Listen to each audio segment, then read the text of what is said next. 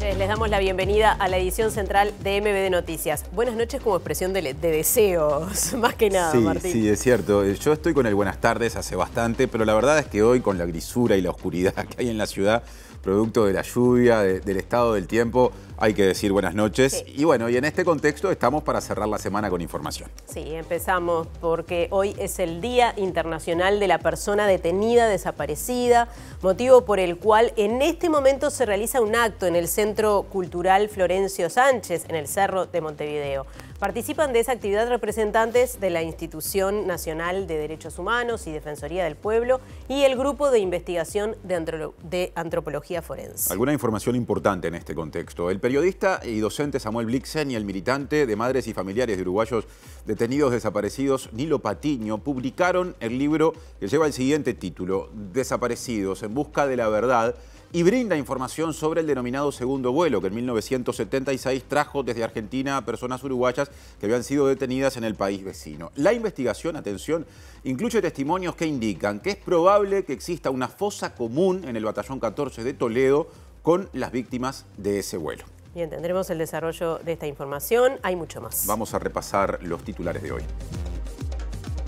Juan Gómez, fiscal de Corte subrogante, se retiró de su cargo tras 50 años en la Fiscalía General de la Nación. Aseguró que ejerció su cargo con absoluta libertad e independencia. La fórmula presidencial del Partido Nacional presentó iniciativas económicas a las que consideró reformas micro. Quien sería ministro de Economía y Finanzas en caso de que ganara ese partido, Diego Labat, dijo que las iniciativas tendrían un impacto mensual por la reducción del gasto en los hogares de entre 2.500 y 3.000 pesos. COFE reclamó la instalación del ámbito de diálogo prometido por el Poder Ejecutivo para abordar los cuestionamientos sindicales al nuevo régimen de licencias médicas en el sector público. Desde hoy y durante 20 días hábiles se dispone la puesta de manifiesto del proyecto Arasatí, en el que la ciudadanía puede enviar comentarios y consultas a través de un formulario web en la página del Ministerio de Ambiente. El candidato presidencial nacionalista Álvaro Delgado manifestó que el diputado nacionalista Martín Lema sería un muy buen candidato a intendente de Montevideo en las elecciones departamentales del año que viene. La radio comunitaria La Candela de Tacuarembó denunciará penalmente al intendente de ese departamento, Wilson Esquerra, por conjunción del interés público con el privado. El Coro Nacional del Sodre se declaró en conflicto en denuncia de inequidad salarial entre el personal contratado a través de un fideicomiso y el personal presupuestado. El Supremo Tribunal Federal de Brasil ordenó este viernes la suspensión de la red social X, decisión que se toma luego de que la empresa, propiedad del magnate Elon Musk, incumpliera una orden de la Corte Suprema de establecer a un representante legal en el país. Venezuela experimenta un apagón masivo y el gobierno acusa a la oposición de sabotaje, mientras el ministro de Defensa afirmó que se activó el denominado Plan Centella para proteger al país. Está la información y esto vale también para YouTube, donde las emisiones de buena parte de la programación de TV Ciudad se pueden seguir en vivo. Lo mismo por la web de TV Ciudad, tvciudad.uy, y también vale para Uniradio, 107.7 de FM en Montevideo y área metropolitana, uniradio.edu.uy, radio de la Universidad de la República que normalmente nos retransmite. Ahora es tiempo de presentar adelantos desde exteriores. Exacto, desde la zona oeste de Montevideo, primero vamos a dar la bienvenida a Julieta Núñez Tomás, que ya está allí en el Florencio Sánchez, en el Cerro, porque como decíamos en la portada, hoy se conmemora el Día de la Persona Detenida Desaparecida. Julieta, ¿qué está pasando por ahí? ¿Cómo estás, Nati? Muy buenas tardes para ti. Así es, aquí en el Centro Cultural Florencio Sánchez, en el Cerro de Montevideo, ya se empieza a congregar la gente en el hall esperando ingresar a la sala principal, donde se van a estar ocurriendo los eventos artísticos y también el conversatorio vinculado a la conmemoración del Día de las Personas Detenidas Desaparecidas. Es importante mencionar, como ustedes bien decían, que va a estar presente la Asociación de Madres y Familiares de Uruguayos Detenidos Desaparecidos, también la Institución Nacional de Derechos Humanos y el Grupo de Antropología Forense. Si nos aguardan y nos acompañan en unos momentos, vamos a estar hablando con algún integrante de esta organización en un día que es sumamente significativo y lo es más aún en estas fechas en las que sabemos que se está aguardando el resultado de los restos hallados recientemente en el Batallón 14. Nos quedamos en el Cerro. Vamos al contacto con Diego Martini, que está allí en las calles del barrio con un reclamo de vecinos y vecinas. Diego, ¿de qué se trata? Martín, Natalia, ¿qué tal? Buenas tardes para todas y todos. Así es, puntualmente en la zona de Casabó, vecinos y vecinas reclaman por lo que son las obras que se vienen realizando por parte de OCE, de Conexiones Sanitarias, un trabajo que se viene haciendo por cooperativas que fueron seleccionadas justamente por el ente estatal. Llevan ya más de 5 meses y las condiciones no son las mejores para el barrio porque han generado, digamos, un movimiento en cuanto a lo que sucede con las calles, con las veredas. Se ha generado un barrial que por estas horas, cuando llueve mucho, ha generado varias complicaciones, así que hablaremos con vecinos al respecto. Otro adelanto. La Confederación de Sindicatos Estatales evalúa un plan de movilización que incluirá paros en rechazo del nuevo régimen de licencias médicas que, digamos, se aplica en el sector público. Nuevo régimen que fue defendido, o mejor dicho, cuestionado por el senador frente amplista Alejandro Sánchez y defendido por el nacionalista Jorge Gandini. Una norma que negociamos con COFE, mucho, yo personalmente, y llegamos a este texto que hoy está vigente y que lo que intenta es que los malos funcionarios no hagan recaer el exceso de trabajo sobre los buenos funcionarios. Habría que trabajar, por supuesto, en regular mejor estas situaciones, pero no de esta manera que puede llevar a que tengamos trabajadores que tengan que ir a trabajar enfermos. Volver con las ocupaciones de algún otro ministerio, movilizaciones, paro, está todo arriba de la mesa y bueno, vamos a conversar con todos los sindicatos y las filiales de COFE para ver cómo seguimos adelante.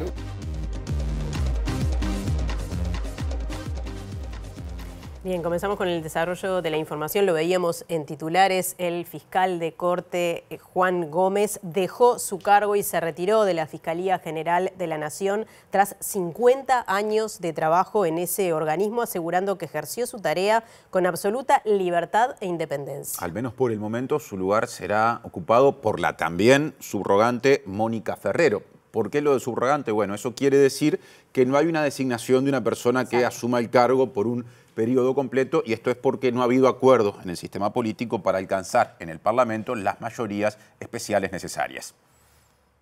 Considero que no es una buena señal cuando hablamos de seguridad jurídica, de certeza jurídica, de que precisamente uno de los órganos principales que contribuyen a esa certeza, por distintas razones, no vienen al caso, haga 3 años que no cuenten con una integración permanente o definida con el respaldo que yo no estoy echando en cara. Yo tuve respaldo por eso digo pese a que muchas personas legítimamente han tomado la falta de ese acuerdo que necesariamente debe ser de los partidos como una forma de decir, bueno, a ¿quién lo banca? No se trata de bancar a este ser humano, lo que sí lo importante para la sociedad es que quien esté aquí cuente con el respaldo formal nada más que del sistema político. Y en la que fue una de sus últimas decisiones antes de su retiro, Juan Gómez negó el pedido del senador frente amplista Charles Carrera de rever la decisión tomada en su momento que impidió que se hiciera una pericia internacional al teléfono celular del ex jefe de la custodia presidencial, Alejandro Astesiano. Esa pericia fue solicitada en 2 oportunidades por la fiscal Sabrina Flores, que está a cargo de la investigación del caso Astesiano, y fue negada por Mónica Ferrero durante el periodo en el que suplió a Gómez porque estaba bajo licencia médica. No comparto ese planteo como posible. Estamos en un sistema de derecho que prevé las facultades de imputados, de víctimas, y creo que hay que respetar. No sería buen ejemplo que la Fiscalía General de la Nación estuviera mandatando, y no lo permite la ley por otra parte, a un fiscal a que haga una actividad de investigación específica. Decir, haga una pericia, deje de hacerlo, o me parece que vamos bastante más allá de lo que establece la ley. Por lo tanto, culmino con el respeto a la distinguida colega, que mi respuesta fue la que correspondía a mi juicio, además recordando que ese aparato celular ya tuvo 3 pericias. Ahora cambiamos de tema. El presidente de la Confederación Sindical Estatal, Martín Pereira, reclamó la instalación de un ámbito de diálogo que había sido prometido por el Poder Ejecutivo para abordar los cuestionamientos sindicales al nuevo régimen de licencias médicas en el sector público. Y se analiza a nivel de COFE la realización de paros coordinados que abarcarán a sindicatos, incluso de organismos públicos que están por fuera del paraguas de esa gran confederación sindical que es COFE, pero en donde trabaja gente que también está, digamos, abarcada por esta normativa que se cuestiona. A la espera de lo que diga OIT en octubre, y vamos a estar analizando la semana próxima qué acciones sindicales tomamos por parte de COFE. ¿Qué están sobre la mesa? ¿Qué pueden analizar? Bueno, volver con las ocupaciones de algún otro ministerio, movilizaciones, paros, está todo arriba de la mesa y bueno, vamos a conversar con todos los sindicatos y las filiales de COFE para ver cómo seguimos adelante. ¿Se puede abrir un ámbito de diálogo aquí en Uruguay? Bueno, estamos a la espera de una citación que por problema de agenda no se ha concretado, que fue después de la salida de la ocupación del Ministerio de Trabajo, en el cual el gobierno todavía no nos ha convocado. Conversaciones que hemos tenido en estos días sería para la semana que viene la convocatoria. Lo seguimos coordinando en lo que es el Departamento de Públicos del PICNT, porque no solo COFE se ve afectada por esta situación, sino que más sindicatos públicos, y bueno, estamos coordinando dentro del Departamento de Público del PICNT acciones en conjunto también.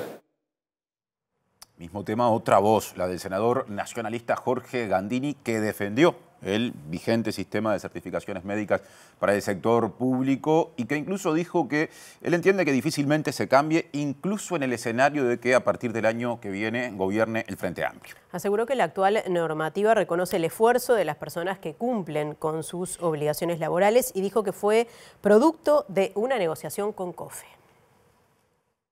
No vamos a hablar sobre el rol de los funcionarios públicos o sus derechos o sus obligaciones, que es el de las licencias médicas, por lo menos no está así planteado.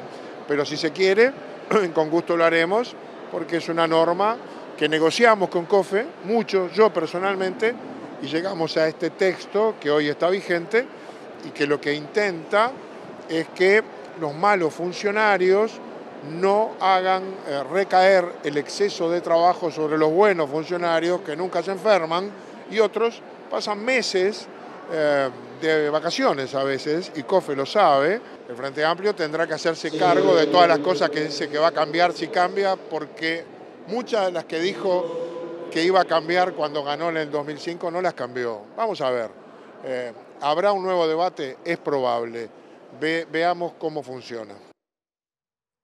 Y justamente el senador frente amplista Alejandro Sánchez dijo que habría que revisar este nuevo régimen de licencias médicas para el personal público en los ámbitos de negociación colectiva del sector. Para Sánchez, esta normativa resta derechos y desatiende aspectos sensibles como la salud mental. Cuando se recortan las cosas y se hacen generalizaciones, generalmente pagan justos por pecadores.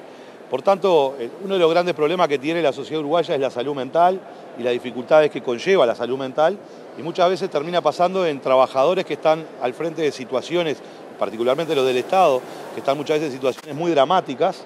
Uno se lleva esos problemas a su casa y eso genera un montón de conflictos y perjuicios en la salud. Por tanto, me parece que la norma que se terminó aprobando es una norma que, bueno, resta derechos y no es garantista en ese sentido, por esta idea que te decía recién de que uno no puede en definitiva hacer que justos paguen por pecadores. Habría que trabajar, por supuesto, en regular mejor estas situaciones, pero no de esta manera que puede llevar a que tengamos trabajadores que tengan que ir a trabajar enfermos, porque la sanción es retrasearle su salario, y en salarios que están menguados y con dificultad de llegar a fin de mes, la gente termina trabajando enferma. Presenta Antel. Antel cumple 50 años y lo festeja con 50% de descuento en sus planes móviles para empresas. Se conmemora el Día Internacional de la Persona Detenida Desaparecida. Actividad en el Cerro de Montevideo. Allí está Julieta Núñez Tomás para MBD Noticias. ¿Cómo estás, Martín? Aquí en un lugar de privilegio, en la primera fila, y me acompaña, más bien la acompaño yo a ella, una de las integrantes de Madres y Familiares de Uruguayos Detenidos Desaparecidos, María Belizzi. María, ¿cómo estás, Marieta? Día de los Detenidos Desaparecidos, otra vez te volvemos a encontrar acá. Cierto, es un evento más, un día más de emoción. No sé qué más puedo decirte, todos los días tenemos algo nuevo para celebrar, digamos, sí, recordar siempre. ¿Cómo estás en este momento muy especial, este año especial? Se hallaron restos en el Batallón 14. ¿Cómo recibís esa noticia en este día? Y estamos a la expectativa, claro, con mucha emoción, saber el resultado que vamos a tener. Y bueno, lo de siempre, lo de todos los días, la expectativa. ¿Cómo te recibe la gente acá? Estábamos esperando y tenía todo el mundo a saludarte, a darte unas palabras, un cariño. Son divinos la compañía que nos hacen, que nos estuvieron haciendo durante todos estos años. Maravilloso, un pueblo divino, divino. ¿Y cómo estás viendo la realidad en este momento? Tenés tantos años de lucha junto a este colectivo y han pasado tantos gobiernos, tantos momentos del país. ¿Cómo lo estás viviendo ahora? Y ahora, mirá, es por el trabajo que hacen los antropólogos y eso. Pero del gobierno te aseguro que no tengo, digamos, ninguna satisfacción, porque tendrían que haber hecho muchísimo más. Es poco lo que se ha hecho. Gracias a las instituciones, a la lucha permanente de muchas instituciones, pero si no, por el gobierno no. Y estos eventos, estos días como el de hoy, ¿qué importancia tienen también para el pueblo uruguayo? Importancia muchísima porque lo vemos en la marcha del 20 de mayo, impresionante, todos los años mayores. No solamente acá, en todas partes, muchas partes del mundo se celebra. Es un día como el Día de los Trabajadores, que va a quedar en la historia. ¿Y qué mensaje tenés para darle a la gente que nos está mirando en este momento, que seguramente te están mirando con mucho cariño, con mucho aprecio de su casa también? Bueno, el agradecimiento, un abrazo inmenso a todos, un placer inmenso vernos con ellos, saber todo lo que hacen, un agradecimiento impresionante. No tengo palabras, no me quedan para agradecer todo lo que han hecho y lo que están haciendo. Gracias. Y a ustedes también, los periodistas, encantadores también. Gracias, Marieta. No, a ustedes. Gracias por estos minutos. Gracias a ustedes por todo lo que hacen por nosotros también. Bueno, compañeros, nos despedimos. Queda ahora el conversatorio, como decíamos, a cargo de la Institución Nacional de Derechos Humanos, el Grupo Interdisciplinario de Antropología Forense y la Organización de Madres y Familiares de Detenidos Desaparecidos. Y va a haber también luego un espectáculo artístico aquí en el Centro Cultural Florencio Sánchez del Cerro. Presentó Antel. Antel cumple 50 años y lo festeja con 50% de descuento en sus planes móviles para empresas. Gracias, Julieta, y también María. Y seguimos en tema, porque el periodista y docente Samuel Blixen y el militante de la Asociación Madres y Familiares de Uruguayos Detenidos Desaparecidos, Nilo Patiño, publicaron el libro titulado Desaparecidos en busca de la verdad. La obra se basa en información del proyecto Cruzar, orientado a la interpretación de archivos del terrorismo de Estado. Y los documentos que se organizan y explican en el texto refuerzan la hipótesis de que todas las desapariciones fueron ordenadas por el comandante en jefe del Ejército. La ausencia de información sobre dónde están los desaparecidos es la expresión de esa impunidad militar y esa autonomía militar para guardar secretos o para mantener privilegios. Y bueno, yo creo que a esta altura se está dando una situación en que se crean las condiciones para que se exija al poder político que se le reclame a los militares la información de dónde están y la información de los archivos, porque el otro tema es que todo esto está escrito, ¿no? Y está en los archivos operativos secretos de los organismos de inteligencia. Todas las desapariciones fueron institucionales, quiere decir, fueron ordenadas por el mando superior, por el comandante en jefe del Ejército. Y eso explica por qué los enterramientos están en el batallón 13 y en el batallón 14 de Infantería, que son dos unidades que dependen directamente del comandante. De ahí deriva un concepto que hasta ahora no había sido manejado, que nosotros lo empezamos a manejar, y es que el batallón 14 Infantería básicamente es un cementerio clandestino. El mando superior había ordenado que en el batallón 14 hubieran dos zonas de enterramiento, una para las víctimas del CID y otra para las víctimas del Ocoa.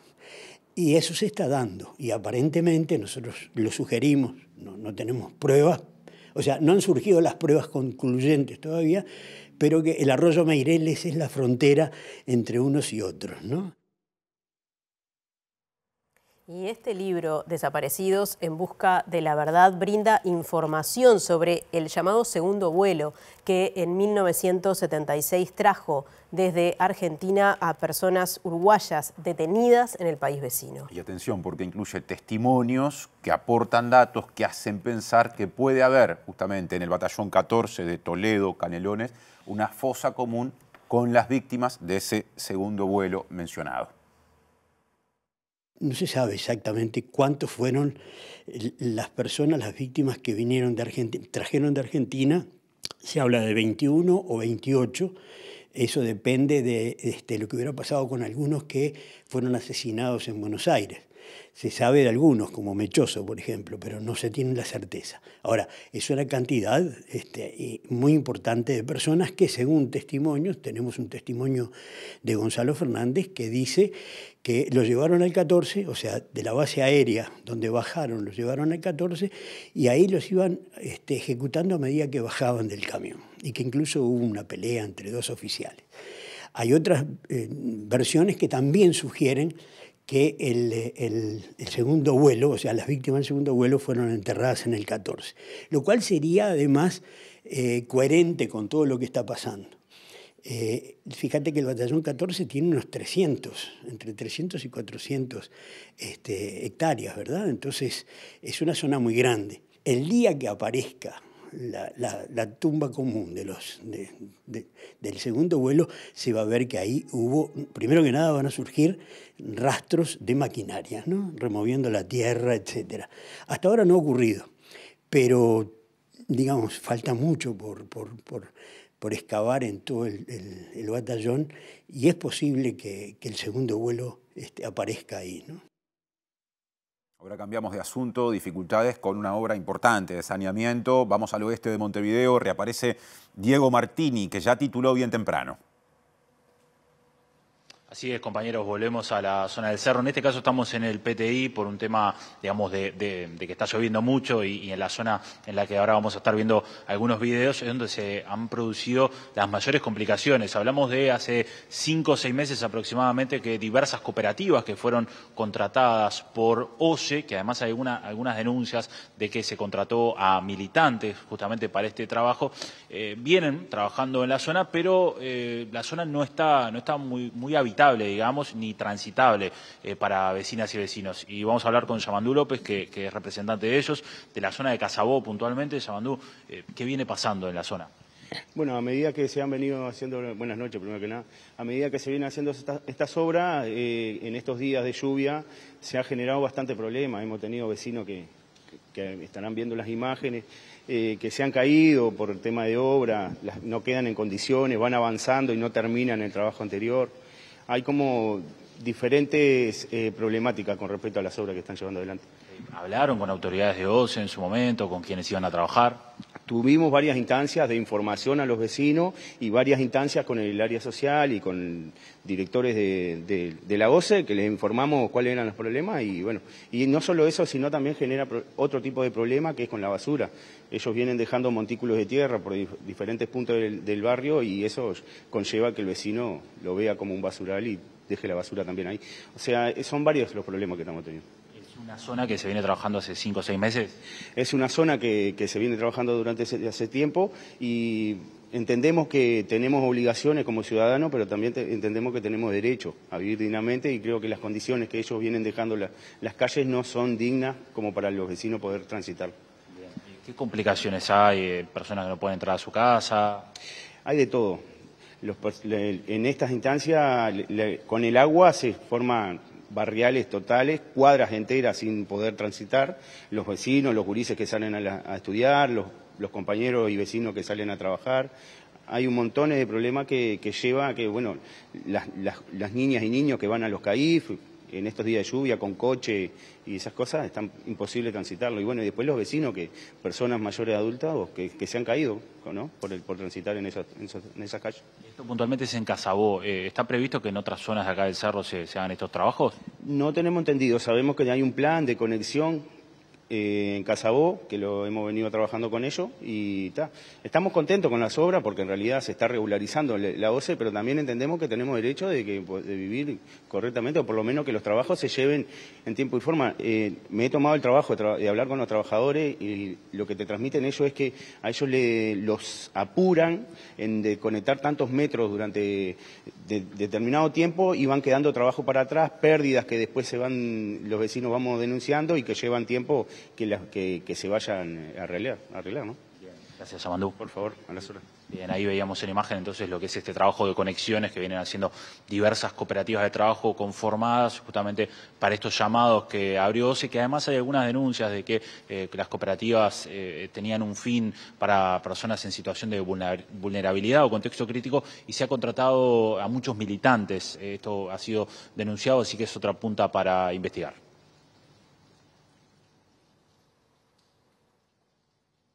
Gracias, Diego y equipo. Estas obras son siempre muy importantes, más aún en contextos climáticos dificultosos como el actual, y justamente esto responde a lo que está ocurriendo en Montevideo, lluvia, viento, al ingreso del denominado temporal de Santa Rosa, por lo que Inumet pronostica ráfagas de viento de entre 50 y 60 kilómetros por hora y abundantes lluvias, sobre todo en la zona costera. Según el Instituto Uruguayo de Meteorología, la situación se podrá extender hasta el domingo, con descenso de las temperaturas y bajas sensaciones térmicas. En este contexto, el Sistema Nacional de Emergencias publicó las siguientes recomendaciones para la población.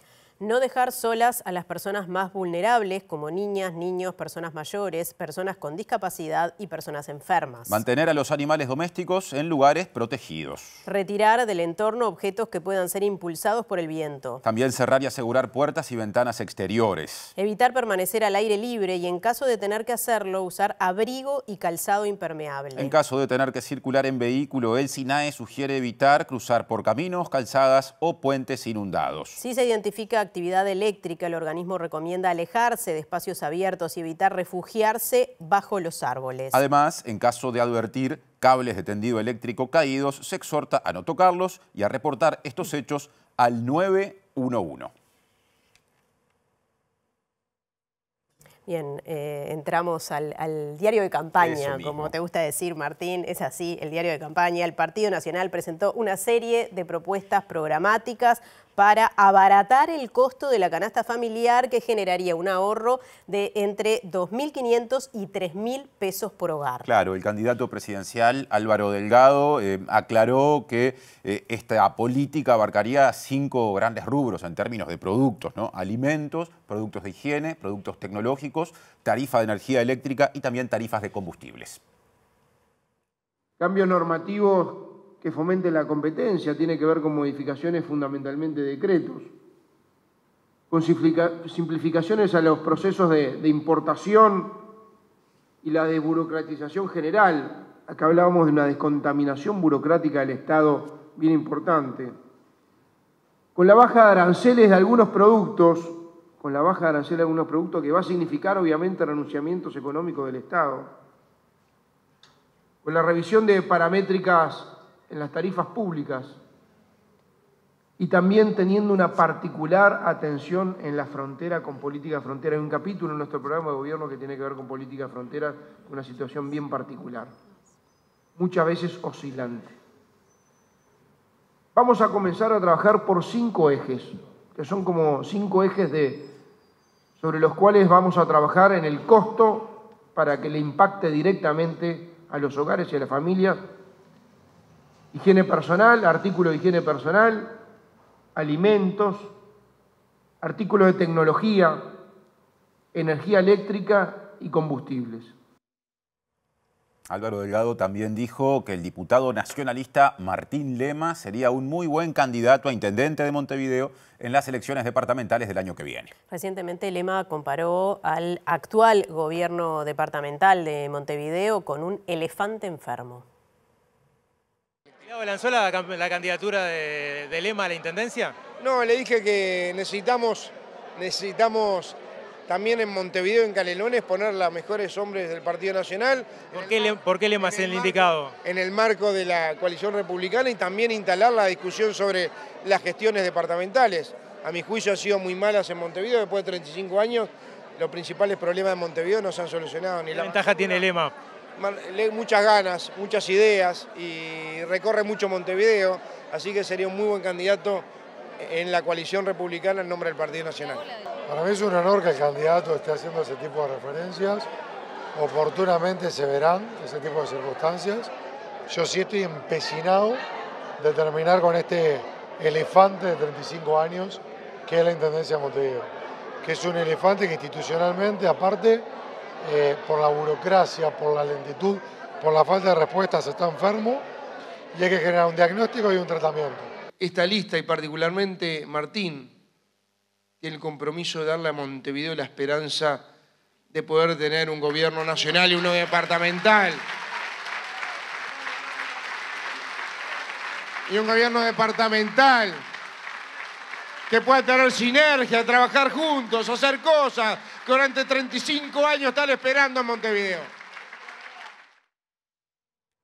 Y la radio comunitaria La Candela de Tacuarembó denunciará penalmente al intendente de ese departamento, Wilson Esquerra, por conjunción del interés público y privado. Este caso surge de la venta de predios de propiedad de Esquerra que serían declarados en este caso de interés departamental a pedido del propio intendente, asunto que llegó por otra vía, a nivel de otra denuncia, a la Junta de Transparencia y Ética Pública, la JUTEP, por la presunta violación de normas de conducta.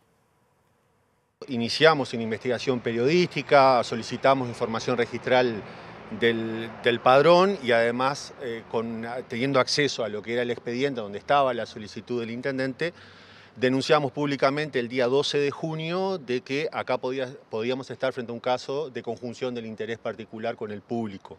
Fue así que al día siguiente, donde estaba previsto que se votara la Junta el día 13 de junio, a raíz de la denuncia pública nuestra, la Junta resuelve sacarlo del plenario, regresarlo a la comisión y esto hasta el día de hoy todavía no ha sido votado. Acá hay una clara situación donde el intendente, como se dice, actúa de los dos lados del mostrador. Es decir, por un lado, acciona como funcionario público, hace una acción jurídica concreta, que es la solicitud de declaración de interés departamental de ese emprendimiento, asociado, reiteramos, a un padrón que al momento de presentar la solicitud todavía era de su propiedad. Eso ingresó el 27 de mayo y el día 31 de mayo, días después, se produce la compraventa del predio. Es decir, que además el intendente obtiene un beneficio económico a partir de eso. El colectivo reconoció que hay mucho temor por parte de la sociedad de Tacuarembó de enfrentar a Esquerra por este tipo de situaciones, no solo por ser el intendente, sino por el poder que tiene en el departamento. Sostienen que la denuncia que presentaron los ediles ante la JUTEP es un error y que tienen la obligación de presentarla ante la justicia. Doctor Álvaro Niggemeier fue electo presidente del Colegio Médico del Uruguay en las elecciones de ese organismo realizadas ayer.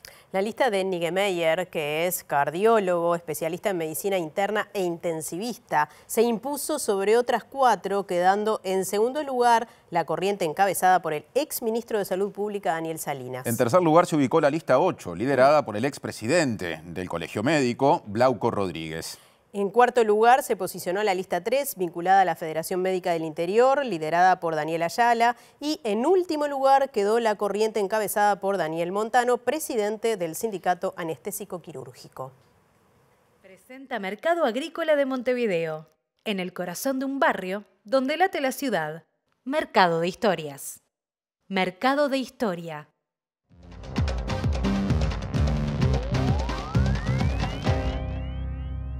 ¿Qué tal? Buenas noches. Abrimos el capítulo internacional en Brasil y más temprano decíamos que era muy probable que el gobierno brasileño, a partir de una orden del Supremo Tribunal de Justicia, suspendiera a la red social X en Brasil. Esto tiene que ver con una puja que se viene dando desde hace un buen tiempo entre el Supremo Tribunal, particularmente el juez Alexandre de Moraes, y el magnate Elon Musk, a partir de no haber determinado un representante legal en Brasil, y por eso se han suspendido también las cuentas bancarias de su empresa Starlink. Si no cumplía con ese cometido, se iba a suspender la red X, lo que efectivamente sucedió, y ya fueron informadas las empresas que brindan ese servicio de que si llegan a incumplir también deberán pagar una multa importante. Más temprano, el presidente Lula da Silva dijo que no por tener dinero se puede hacer cualquier cosa en Brasil. Olha, o olhar de que todo e qualquer cidadão de qualquer parte do mundo que tem investimento no Brasil está subordinado à Constituição brasileira. Durante una entrevista radial, el presidente Lula da Silva se preguntó quién se cree que es Elon Musk, afirmando que tiene que respetar la decisión de la Corte Suprema y aceptar las reglas del país, ya que solo porque tenga dinero no significa que pueda hacer lo que quiera, y dijo que Brasil no es un país con complejo de perro callejero.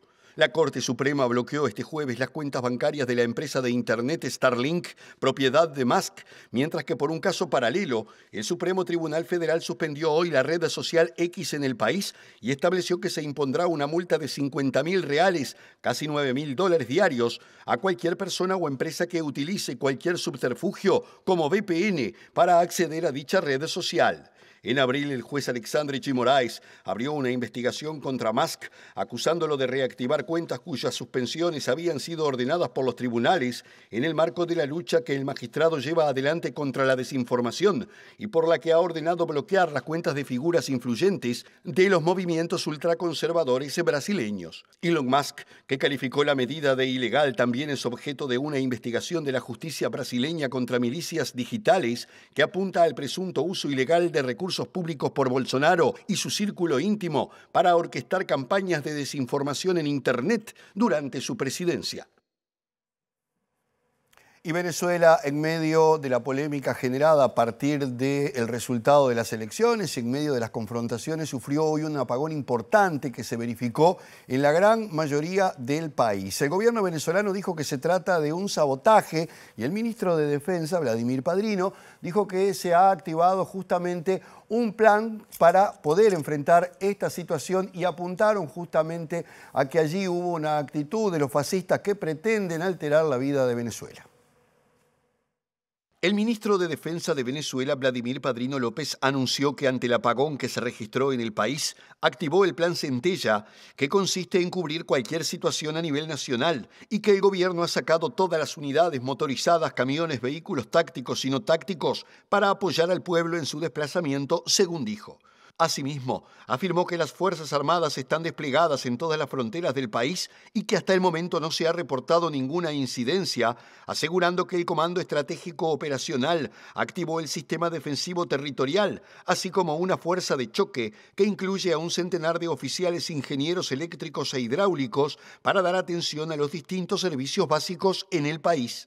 El presidente venezolano Nicolás Maduro, por su parte, hizo un llamado a la calma ante lo que calificó de un ataque criminal contra el sistema eléctrico y responsabilizó al fascismo de atacar al pueblo en una nueva arremetida que todos en el país superarán juntos, según afirmó. El ministro de Comunicaciones de Venezuela, Freddy Ñáñez, informó que el apagón afectó a varios estados del país, incluyendo la Gran Caracas, un dato que confirmaron a través de las redes sociales ciudadanos de al menos 21 regiones de las 23 que conforman el país, y señaló que en estos momentos el equipo del gabinete eléctrico trabaja en la restitución total del servicio y que se ha activado en la capital un operativo especial para el transporte superficial. Presentó Mercado Agrícola de Montevideo, en el corazón de un barrio donde late la ciudad. Mercado de Historias. Mercado de Historia.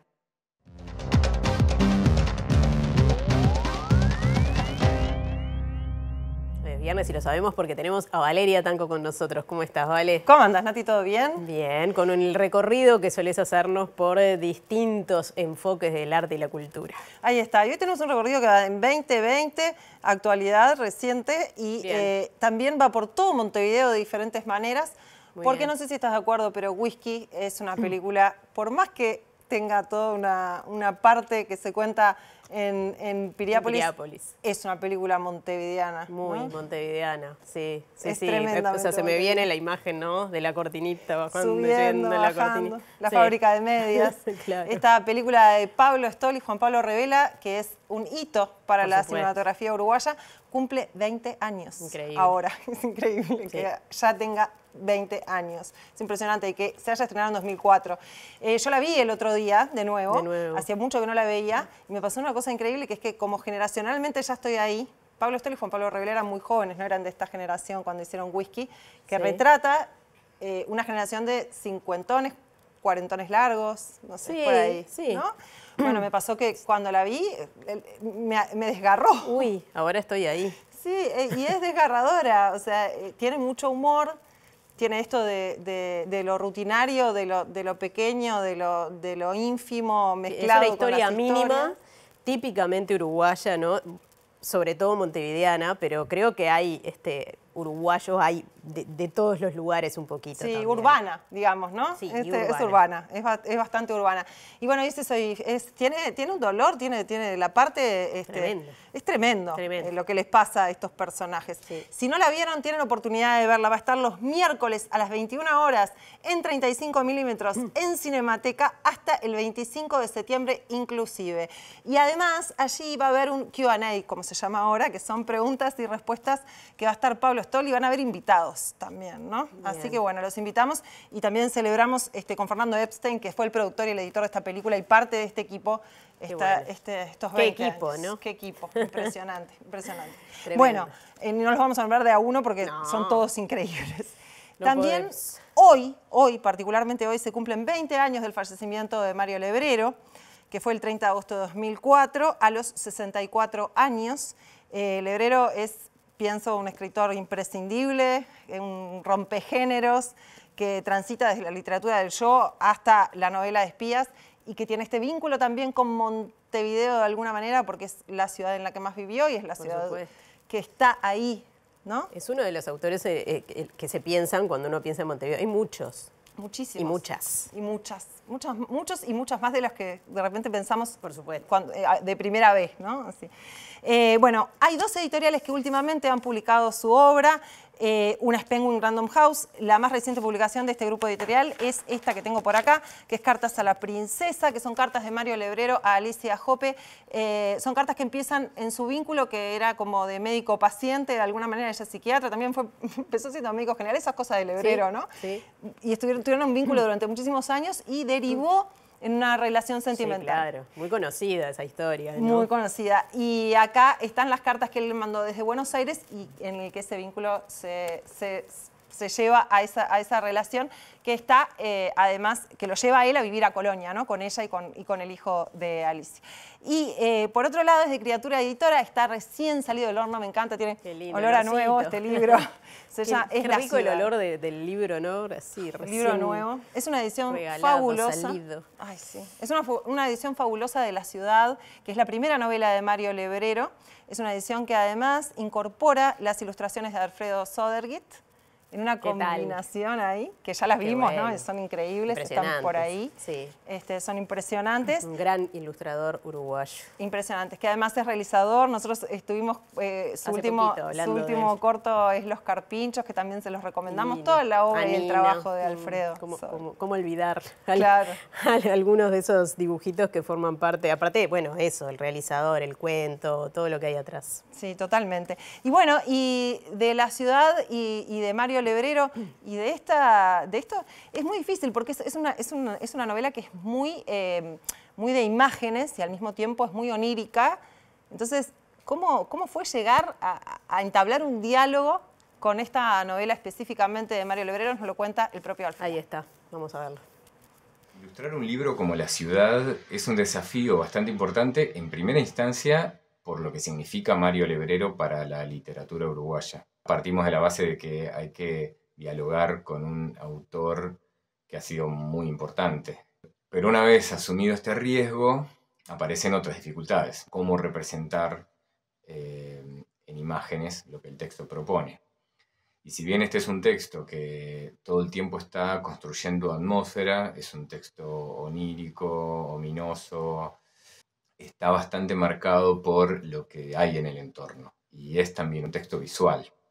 Entonces, ¿cómo representar un texto que es visual sin ser literal? La primera decisión que tomé fue no representar a los personajes, no ser evidente en la representación de los personajes ni en la representación de los lugares. Lo primero que hice fue como una especie de recopilación de pequeños objetos que aparecen en la historia. Y fue un proceso de trabajo que tuvo 2 etapas, porque hubo una primera etapa de hacer esta lista, construir una especie de set de pequeñas naturalezas muertas y dibujarlas, tratando de que en un dibujo que representa aparentemente algo muy simple, también se construya una atmósfera similar a la que el texto me transmitía. Entonces, a partir de esas mismas imágenes y haciendo algunas versiones nuevas o trabajando encima de ellas, traté de llegar a un aspecto un poco más pictórico, como de cuadritos, ¿no? como de pequeñas pinturas. Bueno, ya pasamos por el cine, ya pasamos por la ilustración, por la literatura. Obviamente que ahora vamos a la música y creo que debe estar entre los 10 que cuando uno piensa en Montevideo lo ve. Lo ve, así se materializa Fernando Cabrera. Sí. Fernando Cabrera acaba de estrenar una canción que él inscribe en un género que se llama historia ficción. Es una canción que se llama Primera Fonda y que es de amor a Montevideo. Es de amor desde un conocimiento muy fuerte. Él vive además en la Ciudad Vieja, en un lugar en las primeras manzanas de la Ciudad Vieja. Y bueno, es una canción que le llevó muchísimos años componer y que fue creciendo y se fue formando. Tiene varios momentos musicales. Va con la historia de Montevideo. Les recomiendo verla y escucharla más que nada.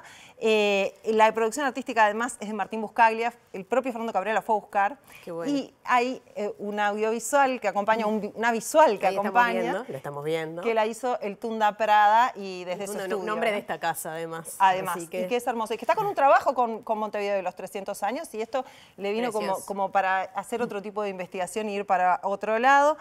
Voy a decir 2 datos, además de que vayan a ver este video, por favor, en las plataformas. Es que el 13 y 14 de septiembre a las 20 y 30 horas, Cabrera se presenta junto a Hugo Fatoruso en el Teatro Solís. Las entradas están en venta en Ticantel.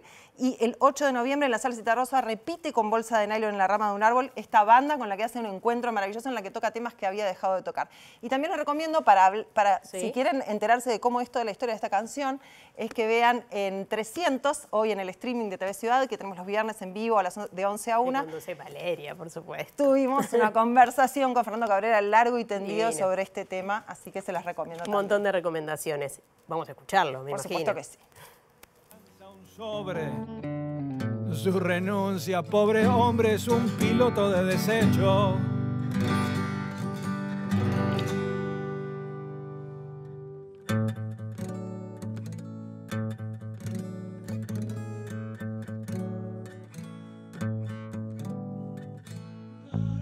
Río fundó Colonia, Janeiro del Sacramento, al tiempo acá en la bahía, barracones angurrientos. Después los pescó Gronardo y Zabala se enteró, alzó su brazo de miurgo, porque el otro lo perdió. Junto gente hizo campaña. Desde hoy y durante 20 días hábiles se realiza la puesta de manifiesto del proyecto Neptuno, orientado a construir una planta potabilizadora de agua en Arasatí, San José, por lo que la ciudadanía puede enviar comentarios y consultas a través de un formulario web disponible en la página del Ministerio de Ambiente. En paralelo continúan los procesos judiciales y sus derivaciones, agrego, vinculados a las acciones contra la concreción de este proyecto, y se mantiene de momento vigente la medida cautelar que impide que se firme el contrato con el consorcio al que se le adjudicó el emprendimiento. La puesta de manifiesto es una modalidad prevista en la Ley de Ordenamiento Territorial para la participación de la ciudadanía y divulgación de los proyectos. Esta instancia, al igual que la audiencia pública, es obligatoria antes de que la cartera de Ambiente apruebe o no la iniciativa. Cualquier ciudadano, hasta el 28 de septiembre, puede presentar sus opiniones o preguntas sobre el proyecto Neptuno a través de la web del Ministerio de Ambiente. En paralelo al trámite de autorización ambiental, continúa vigente una medida cautelar establecida por el juez Alejandro Recarey a solicitud de la Comisión Nacional en Defensa del Agua y la Vida y el colectivo Tucutucu, que dejó en suspenso la firma del contrato entre OCE y el consorcio empresarial. Recientemente, el Tribunal de Apelaciones rechazó la recusación formulada por OCE a su respecto y el expediente fue enviado a la Suprema Corte de Justicia. Además, otro proceso tiene lugar, un juicio para que se rechace el proyecto Arasatí, iniciado por las mismas organizaciones. Ahora, ámbito sindical. El Coro Nacional del SODRE está en conflicto, y esto es en rechazo a lo que se define como inequidades salariales entre el personal contratado a través de un fideicomiso y el personal presupuestado. El núcleo sindical denuncia que las diferencias salariales son de 32% y que no hay concursos de ingreso desde hace 18 años. Hace muchos años, desde el año 2006, que no hay concursos para ocupar los cargos estables en el coro y en general en toda la institución, salvo 2 años que se hicieron unos pequeños concursos de 2 y 3 lugares nada más. Para subsanar eso, primero se había contratado a gente a través de contratos artísticos y después esos contratos desaparecieron y empezaron a contratar a través de un fideicomiso. Cuando teníamos los contratos artísticos, los sueldos eran iguales. A partir del fideicomiso, primero que los pasaron no con el mismo sueldo, sino con un sueldo inferior, que al día de hoy hay una diferencia muy grande, casi de un 38%, debido a los diferentes beneficios inherentes a cada tipo de contratación. Llegado fin de mes, el compañero que tengo sentado al lado cobra un 38% menos que yo por hacer la misma tarea. Y siempre por lo que se luchó es misma tarea, misma remuneración. ¿A cuántos trabajadores está afectando esta situación? Del coro 32. En esta misma situación también está la orquesta, que si bien lo presentó recién ahora, porque recién se dieron cuenta a raíz de nuestro reclamo, pero están en la misma situación. Bien, nos estamos yendo, repasamos algunos datos más del tiempo, si bien ya hemos hablado del temporal de Santa Rosa, de los vientos de hasta 60 kilómetros por hora que se pronostican y de intensas lluvias. Sí, claro, de hecho rige en este momento una alerta color amarillo hasta las 21 en casi todo el país, y eso se va a ir actualizando y durante unas cuantas horas seguramente haya avisos parecidos o incluso más preocupantes. Ahora repasamos el pronóstico para Montevideo y el área metropolitana para las próximas 48 horas. El sábado, precipitaciones, tormentas, mínima 10 grados, máxima 14 y vientos fuertes asociados a esos fenómenos. Y se viene septiembre. Sí. El 1 de septiembre, mes en el que empieza la primavera, no le va a hacer honor a la estación porque va a comenzar también con lluvias, con vientos. Va a ir amainando y seguramente en la tarde ya esté solamente nuboso. La mínima será de 9 grados y la máxima de 15. Recuerden que, según el pronóstico de meteorología, las sensaciones térmicas serán mucho más bajas. Mañana habrá información en las redes sociales de MBD Noticias y el domingo a las 7 de la tarde estará en vivo la información desde estos estudios también. El lunes nos reencontramos 5 minutos antes de las 19 horas, pero ahora no se vayan porque ya viene Lado B. Gracias por estar. Hasta el lunes.